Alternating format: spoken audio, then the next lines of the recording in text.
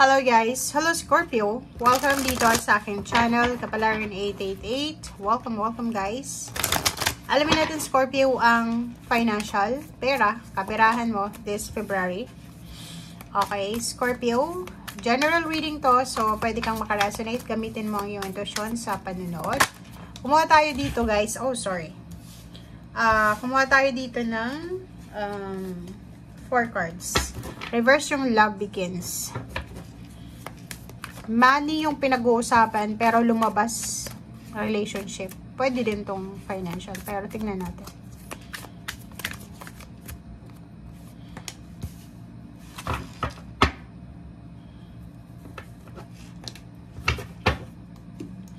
Okay.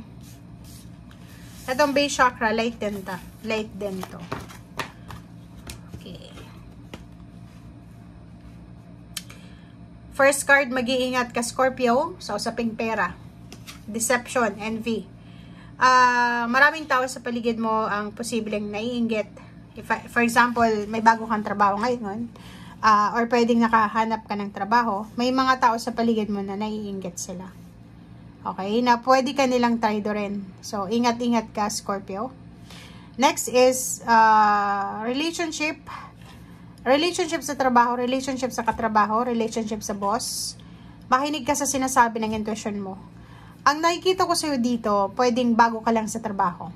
Bago ka lang sa trabaho. And may mga dating nagtatrabaho dyan sa pinagtatrabahuhan mo ngayon na posibleng makikita nila na magaling ka, masipag ka, maliksi, magaling ka. And na-trigger sila or pwedeng matitrigger sila kasi feeling nila mawawalan sila ng, mawawalan sila ng trabaho dahil sa'yo, dahil sa kasipagan mo. So, intuition, makinig ka sa intuition mo dahil hindi lahat ng mga taong lumalapit sa'yo ay kaibigan mo. Okay? Mag-iingat ka dahil may mga tao sa paligid mo na pwede anytime na lokohin ka, scam, linlangin ka. So, yung tiwala mo, wag mong masyadong ibibigay. Okay? Number 19, 10, and 1, base chakra. Yung iba sa inyo dito, if wala ka pang trabaho, posibleng sa araw na ito, or sa buwan na to, hindi sa araw, buwan. Sa buwan na to ng February 2024, posibleng magkaroon ka ng clarity, ng liwanag. So, if naghihintay ka ng reply sa mga ina-applyan nyo, government documents, or yung mga kailangan nyo para sa financial progress, yung pag-asenso natin sa financial. Posibleng sa buwan nito is magkakaroon tayo ng pag-asa, new beginnings, foundation. Pwede nating, like for example, kung gusto mong magpatayo ng bahay, isang poste, pwede mong maipatayo sa buwan nito ng February. Okay? So, ano yung ibig sabihin nito?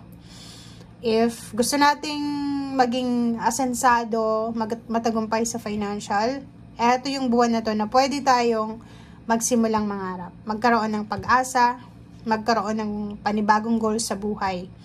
So, may liwanag parang illumination siya, clarity. Makikita mo na parang isang, alam mo yung sa dilim, 'di ba? Like in the middle of the night or sa kwarto mo lang. Tapos may flashlight ka or yung cellphone mo, tinurn on mo. Yung liwanag na yon na nakikita mo, yun yung parang pag-asa na mararamdaman mo. Sa middle ng darkness, may liwanag. Okay? So, yun. Thank you.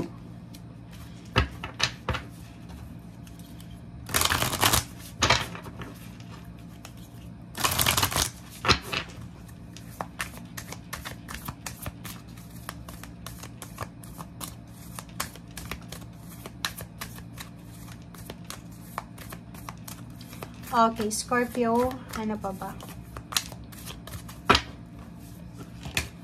Okay. Oh. Ang galing na ito.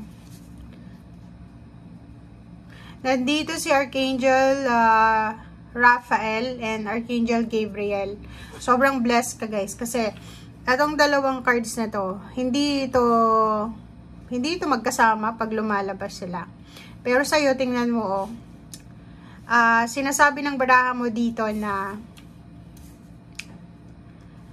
may assistance ka, may protection, 38, 39, magkasunod-sunod So, kung ano man itong gagawin mo this month, sunod-sunod yung swerte nito. 'Di ba? Fourth chakra, Okay, 38-39. For example lang ha, si Archangel Raphael, si Archangel Gabriel, parang nagtatrabaho sila hand in hand para tulungan ka.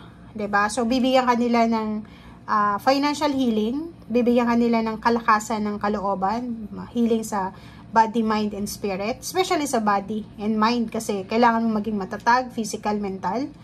And next is pagiging creative. So, sobra kang, hindi sa pagiging sobrang talino, pero sobra kang magiging bright, 'di ba? Sobrang magiging, ano tawag dito? Ang dami-dami mong pwedeng maisip na pwedeng pagkakitaan, magiging matalas, yun. Sobra kang magiging matalas. Yung isip mo ay sobrang magiging matalas this month. And yung mga inaalala mo regarding sa money, hinihintay mo tungkol sa money, ay posibleng may liwanag na siya. So, man holding a coin, it's either man ka man or woman ka. Hindi naman sinasabi dito ng gender na may gender yung tarot. So, pwedeng babae or lalaki, mahahawakan mo yung pera. So, kung ano man itong i-offer sa'yo ng universe ngayon, if ever man na pera yan, okay, pagkakataon, tanggapin mo na yan. Okay. Trabahuin natin. Okay. Sacrifice, suffering, natural yan. So, Scorpio, sinasabi ng baraha, ano man ito na gagawin mo simula ngayong February, nako, ibigay mo yung strength mo dito. Ibigay mo yung focus mo kasi you are protected. You are guided, protected ni Archangel Raphael and Gabriel para matupad mo yung pangarap mo. Para makuha mo, ma-harvest mo yung success, yung outcome na gusto mo. Okay, thank you.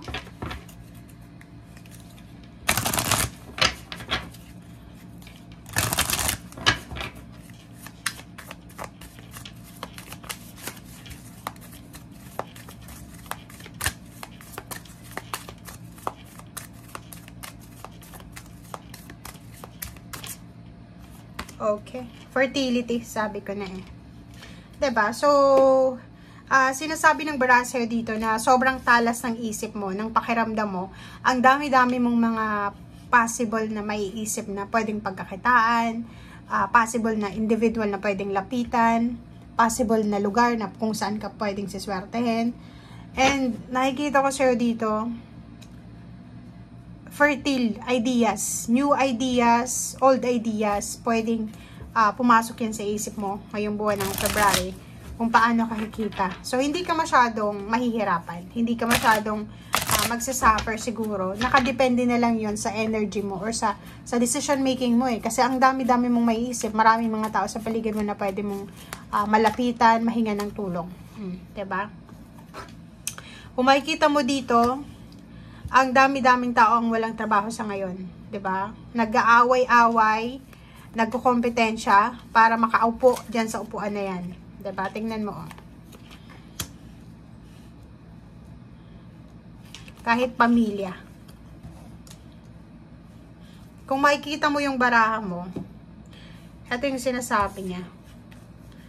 Okay, I hope na nakikita niyo, guys.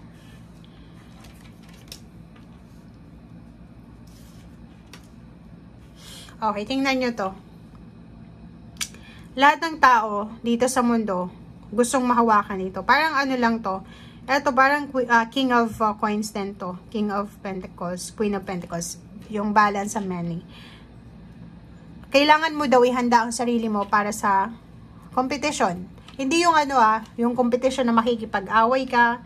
Hindi, yung healthy competition. If ever man may bago kang business na gustong i-launch or gustong buksan, ihanda mo ang sarili mo para sa mga kakompetensya. Bago mo marating yung Queen of Pentacles, bago natin mahawakan yung pera, marami tayong mga pagdadaanan na trials. Ganun talaga ang buhay. Okay? May mga kailangan tayong sacrifice, may mga financial problems tayo na kailangan na ma-overpass or overcome. Okay? But, stability, sinasabi ng baraha, if ever may kapamilya ka pa, protektado ka ng angels, archangels, pero yung pamilya mo, if ever na hindi ka pinoproteksyonan or hindi ka tinutulungan, useless yung ginagawa mong sacrifice.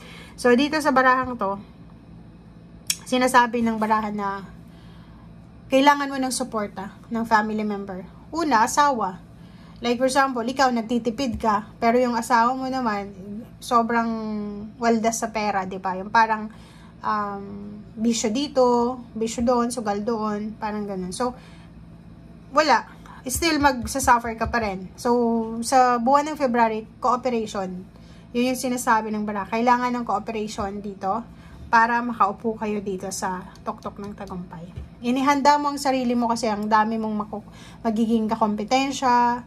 Hindi sa misunderstanding pero mas makikita mo, Scorpio, ngayong buwan na to na ang daming unemployed, ang daming tao ang naghahanap ng trabaho. Okay? So, yun ang nakikita natin. May pinag-aawayan din dito na bahay. Pwedeng bahay, lupa, pinag-aawayan. So, if you resonated, comment down below. Okay, so thank you guys and see you again. Bye!